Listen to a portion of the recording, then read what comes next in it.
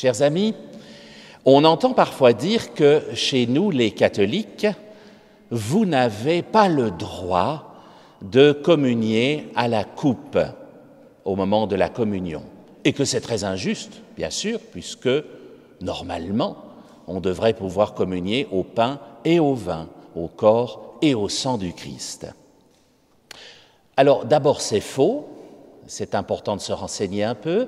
Depuis Vatican II, c'est-à-dire depuis 1965 quand même, vous avez le droit de communier à la coupe. Ça fait bientôt 60 ans, il est temps de mettre à jour le logiciel.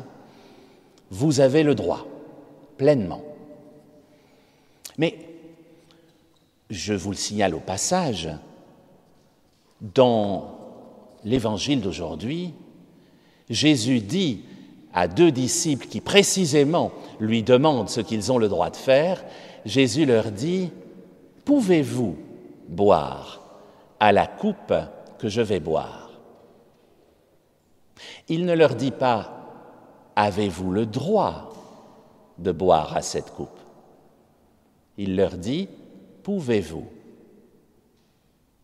La nuance vous paraît peut-être légère, mais si je prends l'exemple d'un feu de la circulation, si le feu est vert, vous avez l'autorisation de passer, vous avez le droit de passer. Mais si au même moment un enfant traverse en courant après son ballon, vous ne pouvez pas passer. C'est une évidence. Vous voyez que la nuance n'est pas si légère que cela. Il y a la règle et il y a ce que l'on peut en faire. Et il y a une vraie nuance.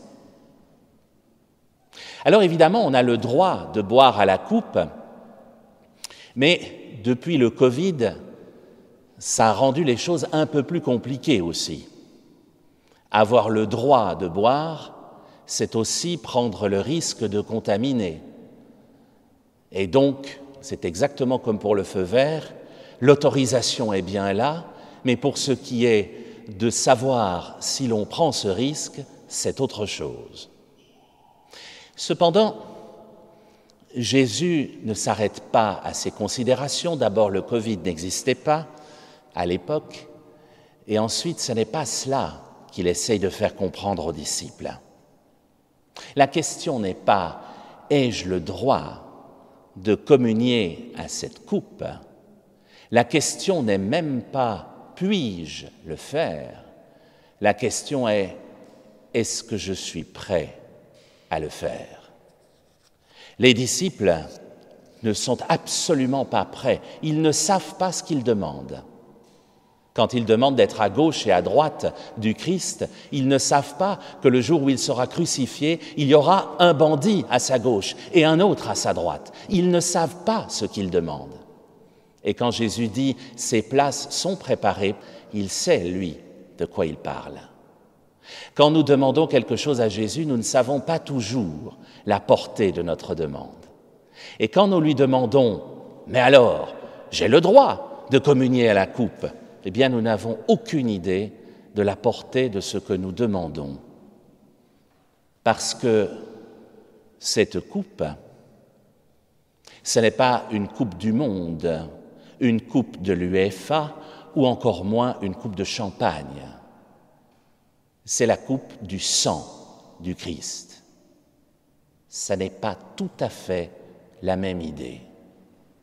Boire à cette coupe signifie communier au sang du Christ.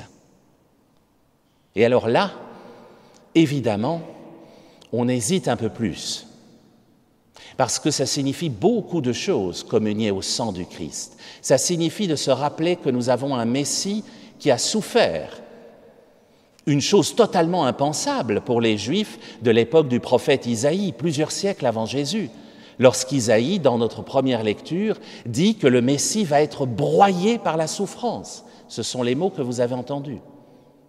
Et pour les Juifs de l'époque, c'est impensable. Dieu ne peut pas souffrir, le Messie ne peut pas souffrir. Le Messie, ils le voyaient comme un Superman qui allait tout arranger, qui était tout-puissant. Mais le Messie, ce n'est pas cela.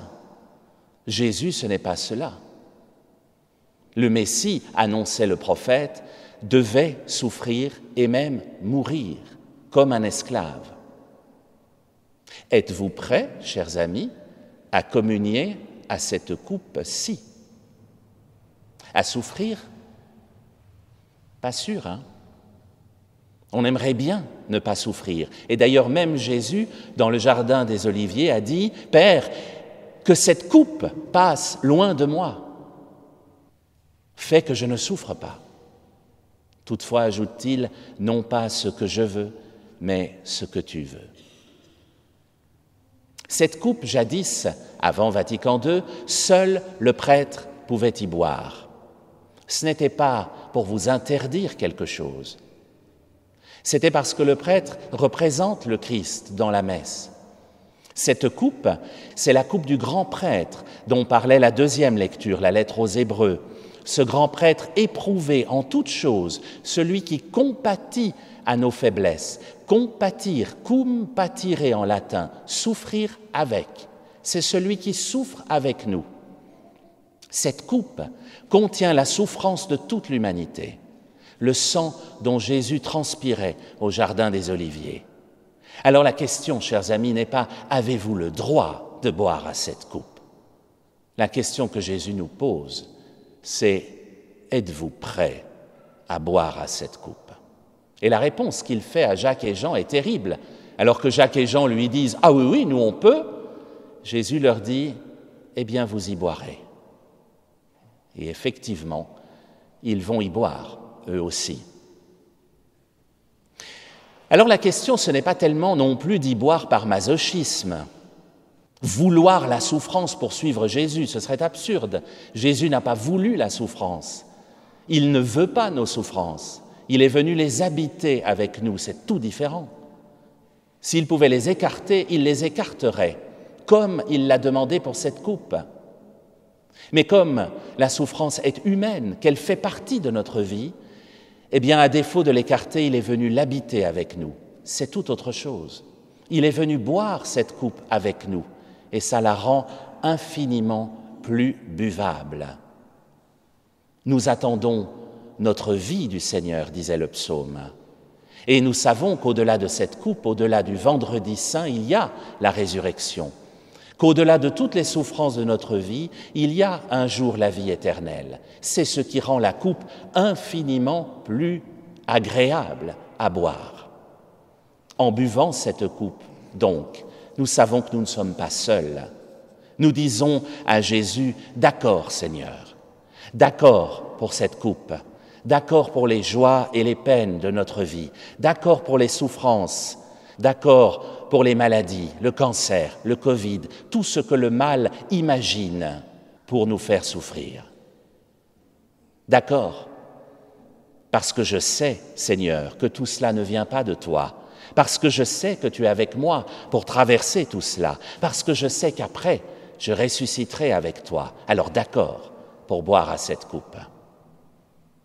D'accord aussi parce que je sais que tu y as bu, toi. D'accord aussi parce que je sais que tu y bois avec moi. D'accord enfin parce que cette coupe, c'est la coupe du vin des noces éternelles qui nous attendent auprès de toi. Alors, chers amis, la prochaine fois que vous réclamez le droit de boire à cette coupe, posez-vous d'abord la question, est-ce que j'y suis vraiment prêt ?